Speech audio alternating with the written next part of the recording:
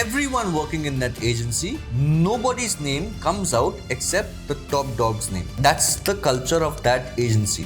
In today's day and age, extreme content does well, right? It has to be extreme humor, extreme this. Sure. Extremism in Sure. content is required because content volume is Sure. You've been asked to do content for a particular brand. Target audience is looking. The content that you make is super vibey with these women, but men are getting offended by that content. What would you do?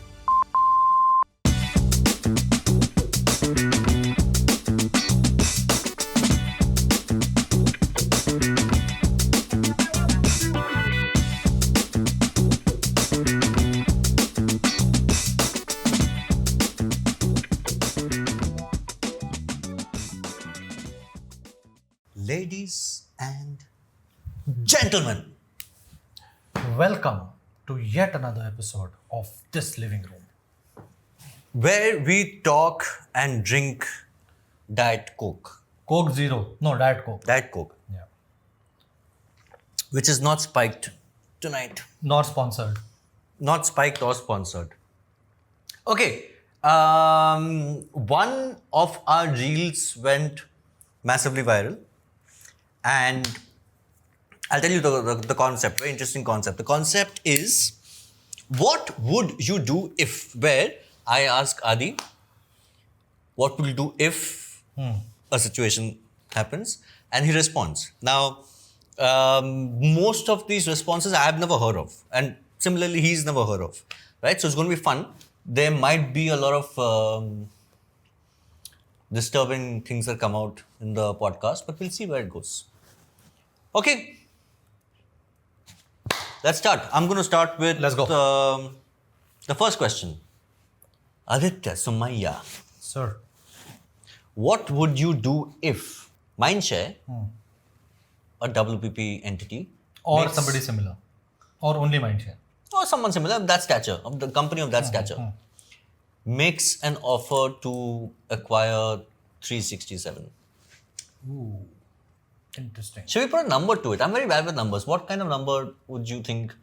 I don't know. Let's say 500. No, 500 crores is too much. Yeah, too much. 100 crores. Too little. 300 crores. Anywhere between 150 to 100. Okay, let's go there. Okay, 200 crores. Mindshare makes you an offer to acquire 367 for 200 crores. Like today. Yeah, the offer is made today. As soon as your phone comes out of DND mode, you see this message from someone at Mindshare. Saying, hey, check is ready. Come sell. No, we want to invite you in for a conversation. This is what we're thinking. Why don't you sleep over it and give us your thoughts?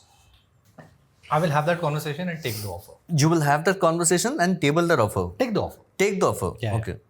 But subject to a few things. While I cannot predict any of this, right, and how this will really pan out, because historically, acquisitions and integrations are very bad for the acquired company, the people of the acquired company, right? So the first thing I would want to, and obviously money question aside, right? Let's say that we align on the money. The money is fine. Money seems fair, just right, whatever. What happens to my people? But obviously, these are questions that are going to be, these are agreements that are going to be made Yeah. when it comes through. Yeah, but what they want, so the go no go will be dependent on these things. Okay. Okay, like if they say that hey, none of your team will come, which is I don't know why they, other than whatever tech we're building, other than the tech that we are building aside, so they just give us the tech, and your team is not needed, you are not needed, go away, right? Then I would factor in an exit for the team as well in the money. Okay, but if the team goes, what happens to them is important. And what about if the team and you go? Second question, yeah, which is also what tends to happen in these kind of acquisitions. There's a period where you're associated with There the is a company. period and where then you're associated. It's largely milestone driven, saying that you'll take the business from X to Y, and at each achievement of each milestone, some part of the agreed payout keeps coming to you, right? So all those terms are important, but in principle, I would be okay for a large company acquisition. Follow-up question. What would you do with all of this money? Nothing. You wouldn't start a new business. No. You'd chill for the rest of your life. Yeah. You're already chilling. No, I'm not chilling, man. Okay. Where are you going this month? I'm going on a week's vacation. Okay. And then after that? Then Bombay for 10 days, which is work. Oh, okay. And then after that? And then Goa for 15 days, where I'll be working. Oh, okay. Yeah. Other than Not very wrong of me to say that you're chilling. no, it's not chilling. I can just work from anywhere, right? As in, then a week's vacation after a really long time is something that I deserve, man. Did you say a really long time? Yeah, vacation. By the way, just a clarification, right? As in, what tends to happen is that I don't post on social media very often. And usually when I post on social media, I happen to be in Goa. So there is this common misconception that I'm always Also, you happen to be with us. with you guys or whoever or whatever. But people think that I'm always in Goa. Which is not very far from the truth. I'm no In cumulative. a year, how many times you go to Goa? 5, 4, 5, That's a lot. You understand? That's a lot. Yeah, but the cumulative number of days is less than 60, right? 60, 65, 70. The other 300 days I'm here. Yeah, but most normal people are not in Goa for 70 days. On social media, Yeah, of all those course. 60 Yeah, days- because you don't fucking post. yeah, exactly. So, hence. But you don't even post when you're in Goa. Yeah, yeah. Okay, your turn. So, you're not short of business, you have enough work. Okay? It's not like you are in need of work. Okay? Fairly stable, but you can still take on more work because there is bandwidth, but it's not like, I don't need the money you're saying. as in it's not survival that Yeah, take yeah, any work which comes your way. Correct. But lately, what is happening is that the last 2-3 clients that you've got, while they pay you good money, the quality of creative work and the deep, meaningful, creatively satisfying work is just not coming your way. And your BD pipeline, which you can foresee also for the next 4-5 people you are in conversation with, is going down the same path. What would you do? I'll pick up those clients. Yeah. Yeah. So I did this categorization a long time back. I forget which agency. As a writer, creative director in any agency, you don't just work on the great award-winning brands. You work on a plethora of brands, right? Each creative director is given about 8 to 10 brands, out of which perhaps you'll have 2 which are you can push out good creative work. The rest of the 8 are just regular work, right? That regular work, I've understood long time back that regular work, while it may not be so creative, it pushes business, it pays for salaries, it supports business, right? It supports the agency. I was talking about this with someone, I think yesterday or yesterday, I can't remember, that today my role is not a creative person at all. Like It was you, me, and Ivy having this conversation. yeah. Yeah, thanks. Like I do creative stuff now, but it's a lot less than what I would do before. But do you miss it? Do you miss the... Honestly, I miss it at times, but not too much also. Is this lingering thing that the I'm- satiety on creative is not happening? No, but that's happening on other fronts, no? That's happening on my other project-related work that I do, not with clients, but like my own personal stuff that I do from time to time. So it's not that I'm like fuck, like I'm missing that creative side of me. I don't miss that creative side of me. But have you noticed a pattern where if the work is more mundane, then you end up picking up more of these side projects? Does that happen to you? But these are not side projects. These are my own things that I do. As in, this is stuff beyond the voice company. Sure. Do you see more of that happening? Yeah, for sure. Yeah. Something has to give, right? Something has to give. Yeah, something has to give. So essentially, on a scale of 10, you have to hit 10 on creative work. Regardless of whether it's client work. Okay. Yeah. Fair. Yeah. Okay. Yeah. And yeah, I mean, I would pick up those clients simply because that would mean me hiring more talent for those businesses, using the time of some of those people to push for maybe more creative projects, work related. So it's a win-win. Yeah. I've done plenty of work which is non-creative work, yeah. Good money, I'm perfectly fine with that. Not a problem at all. Cool. Second question coming up. I'm sure this has happened to you. I don't know if it doesn't, then it's a hypothetical situation. But you make an offer to a very senior person to join. Senior, like I'm talking about, let's say, 12 to 15 years work experience. So you made a fat fucking offer for this person to join. The person has accepted. Is supposed to show up on the 2nd of Jan. Yeah. Has not showed up. Not picking up calls. Yeah. Not showing up. Yeah. No, so I What don't would you care. do? I just feel disappointed, and it doesn't matter whether the person is senior or junior. That doesn't change how I feel about the situation, right? No, but the reason I put that in was because it's a lot easier to hire a junior person than it is to hire a senior person. Fair enough, but my response to the situation doesn't change, right? As in, at a certain level, I've accepted that this is going to be part of reality. Okay, people do this very often. Uh, I personally would not do it. If I have open offers, and I've had situations with very close friends where they've been interviewing with 3-4 companies. One offer comes in earlier. The other offer which they really want is taking a little longer, right? And So they accept that other offer. they've accepted offer first, one, but when they hear from offer two, they go back to offer one and say that hey, we can't take it. Right? I get it. Would you do that? I would not do it. Neither would I. I would not do it. And I treat resignations the same way. In my head, if I'm thinking of leaving a job, if I have communicated it verbally or in writing to my manager, nothing will make me reverse that decision. Like I will never use I am resigning or about to resign As a or tactic to get a raise as a or whatever. tactic to get a raise, get a different role. I will not do it because I think it just No, but here's another follow-up to you. You resigned because of of a situation, let's say, right? What if your management changed that situation? Then what? Then the reason for resignation doesn't exist. So if I was not happy with my current situation, okay, I would have asked already, right? Saying that, okay, if you've given me role X, I want role Y. It's been 3 years in role X. Please move me. I'm not happy with the money. Please give me a raise. I would have had those conversations. If I am with you and you don't think I'm worth it, right? Then my putting in the papers doesn't change it for me. Just because I put in the papers, you can't come and tell me now Fair. that now you are worth it. Yeah, fair. Right? The way I think about it personally is that in the short run, you might get what you want, but you also have a loss of respect. People lose respect for you. That he negotiates. Like people take you less seriously. And the situations are the same, right? Not taking an offer which you've got, also using resignation as a tactic to do something. It's just loss of respect as a professional, right? But it's a tricky one as well, right? As in, like if you get your dream job, right, and you've accepted an offer, what do you do? Right? Yeah.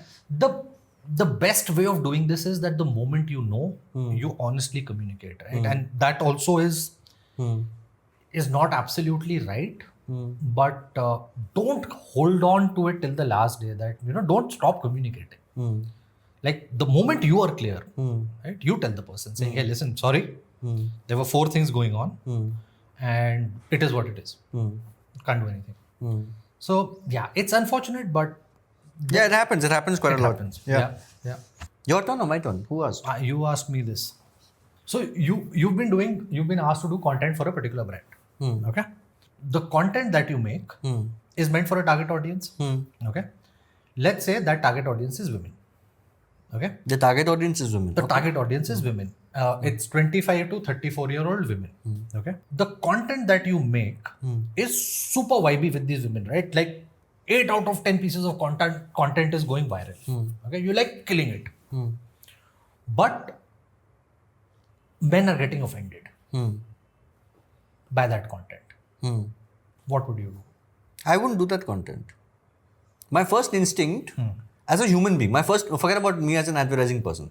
My first instinct is to, as strange and as contrarian as this sounds, not offend people. I know I end up offending people because of the shit I say, but that's also calibrated in a way. It's actually, I do believe that there is a way, especially in communication, where, like if you told me that, look, this is the only way to communicate to a woman who's 25 to 35, I would say bullshit. There has to be another way, which doesn't alienate. I'm okay with them not vibing with it. But can there be communication that doesn't alienate them? But in today's day and age, right, extreme content does well. Yeah. Right? Has to be extreme humor, extreme this. Sure. Extremism in content is required because content volume is so much. Extremism doesn't have to You offend. cracked that code, man. For your TG, you've cracked that code. But I'm saying extremism doesn't have to offend. it's not offending the people who is meant for, but it's offending other people. No. So if you look at the copybook, if you look at the greatest of writers that have written ads in the copybook, right? It's super sharp on TG, but it doesn't offend other people. So you're saying if it is working for TG and it's still offensive, you would not do it.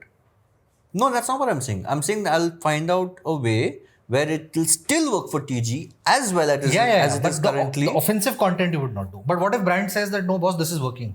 We want to keep. Sure, it is working. I'm not. No, they're saying this is the way what you've done. I'm not disputing the fact that it's working. They want you to keep doing it. I'll show them something else and I'll say run both and see. If And what if the other way doesn't work? then we'll have to do this. You'll still do it. Yeah, I would. Okay. Yeah. But that's what I'm saying. My instinct would be to try option 2.